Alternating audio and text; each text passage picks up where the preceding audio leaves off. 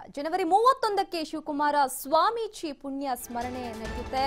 ಮಠದಲ್ಲಿ ಪುಣ್ಯ ಸ್ಮರಣೆ ಕಾರ್ಯಕ್ರಮಕ್ಕೆ ಈಗಾಗಲೇ ಸಕಲ ರೀತಿಯಾದಂತಹ ಸಿದ್ಧತೆಗಳನ್ನು ಮಾಡಿಕೊಳ್ಳಲಾಗ್ತಾ ಇದೆ.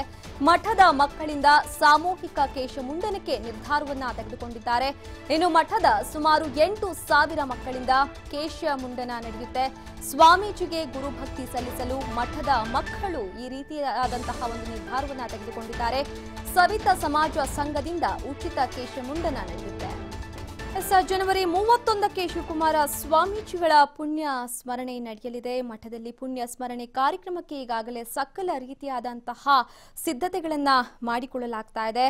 ಮಠದ ಮಕ್ಕಳಿಂದ ಸಾಮೂಹಿಕ ಕೇಶ ಮುಂಡನಕ್ಕೆ ನಿರ್ಧಾರವನ್ನ ತೆಗೆದುಕೊಂಡಿದ್ದಾರೆ. ಮಠದ ಸುಮಾರು 8,000ಕ್ಕೂ ಹೆಚ್ಚು ಮಕ್ಕಳಿಂದ ಕೇಶ ಮುಂಡನ ನಡೆಯುತ್ತೆ. ಸ್ವಾಮೀಜಿಗೆ ಗುರುಭಕ್ತಿ ಸಲ್ಲಿಸಲು ಮಠದ ಮಕ್ಕಳು ಈ ರೀತಿಯಾದಂತಹ ಒಂದು ನಿರ್ಧಾರವನ್ನ ತೆಗೆದುಕೊಂಡಿದ್ದಾರೆ. ಸವಿತಾ ಸಮಾಜ ಸಂಘದಿಂದ ಉಚಿತ ಕೇಶ ಮುಂಡನ ನಡೆಯುತ್ತೆ. ಈ ಬಗ್ಗೆ ಮತ್ತಷ್ಟು ಮಾಹಿತಿಯನ್ನ ಕೊಡ್ತಾರೆ ನಮ್ಮ ಪ್ರತಿನಿಧಿ ಯೋಗೇಶ್.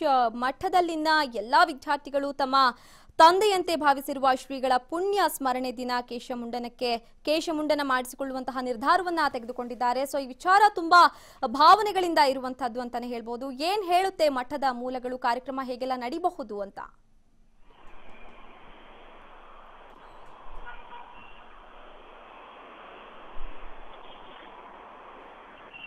ಯೋಗೇಶ್, ನನ್ನ ಧ್ವನಿ ಕೇಳಿಸ್ತಾ ಇದ್ಯಾ? ಎಸ್, ಮಠದಲ್ಲಿನ ಎಲ್ಲ ವಿದ್ಯಾರ್ಥಿಗಳು ತಮ್ಮ ತಂದೆಯಂತೆ ಭಾವಿಸಿರುವಂತಹ ಶ್ರೀಗಳ ಪುಣ್ಯ ಸ್ಮರಣೆ ದಿನ ಕೇಶ ಮುಂಡನಕ್ಕೆ ಮುಂದಾಗಿದ್ದಾರೆ.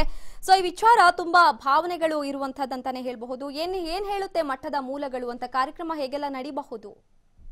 ಅಮೃತ ಅಂದ್ರೆ ಸಿದ್ಧಗಂಗಾ ಶ್ರೀಗಳು ನಡೆದಾಡುವ ದೇವರು ಲಿಂಗೈಕ್ಯರಾಗಿ ಈಗ 8ನೇ ದಿನಕ್ಕೆ ಕಾಲಿಡ್ತಾ ಇದೆ.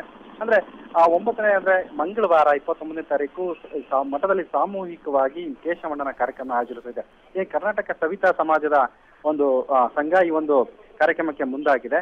ಹಿಂದೆ ಕೂಡ ಪ್ರತಿ ವರ್ಷ ಒಂದು ಸ್ವಾಮೀಜಿ ಹುಟ್ಟದಬ್ಬ ಹಿಂದೆ ಮುಂದೆ ಯಾವ ಸಂದರ್ಭದಲ್ಲಿ ಸವಿತಾ ಸಮಾಜ ಅವರು ಕಟಿಂಗ್ ಮಾಡೋಕ್ಕೂ ಮೂಲಕ ವಿದ್ಯಾರ್ಥಿಗಳಿಗೆ ಅಲ್ಲಿ ಒಂದು ಅವರ ಸೇವೆಯನ್ನ ತೋರಿಸ್ತಾ ಇದೆ. ಈಗ ಶ್ರೀಗಳು ಲಿಂಗೈಕ್ಯರಾಗಿದ್ರೆ ಅದಕ್ಕಾಗಿ ಈಗ ಸಂಪೂರ್ಣವಾಗಿ ಸುಮಾರು ಮಠದಲ್ಲಿ 8,000 ವಿದ್ಯಾರ್ಥಿಗಳಿಗೆ ಕೇಶ ನಮನ ಕಾರ್ಯಕ್ರಮನ ಅವರು ಆಯೋಜನೆ ಮಾಡಲಾಗಿದೆ. ಮತ್ತೆ 31ನೇ ತಾರೀಕು ಪುಣ್ಯಾರಾಧನೆ ಕಾರ್ಯಕ್ರಮ ನಡೀತಾ. ಅಲ್ಲಿ ಸಾಕಷ್ಟು ಮುಖ್ಯಮಂತ್ರಿ ಸೇರಿದಂತೆ ಕೇಂದ್ರ ಸಚಿವರು ಕೂಡ ಈ ಒಂದು ಕಾರ್ಯಕ್ರಮದಲ್ಲಿ ಭಾಗವಹಿಸಿದ್ದಾರೆ. ಹೀಗಾಗಿ ಅದಕ್ಕಾಗಲೇ ಎಲ್ಲಾ ಸಿದ್ಧತೆಗಳನ್ನ ಮಾಡಿಕೊಳ್ಳಲಾಗಿದೆ. ಸುಮಾರು 80,000ದಷ್ಟು ಆಮಂತ್ರಣ ಪತ್ರಿಕೆಗಳನ್ನ ಈಗಾಗಲೇ ಹಂಚೋ ಒಂದು ಕೆಲಸ ಕೂಡ ಮಠದಲ್ಲಿ ಸಾಗ್ತಿದೆ. ಅಮೃತ, ಓಕೆ, ಧನ್ಯವಾದ ತಮ್ಮೆಲ್ಲ ಮಾಹಿತಿಗೆ.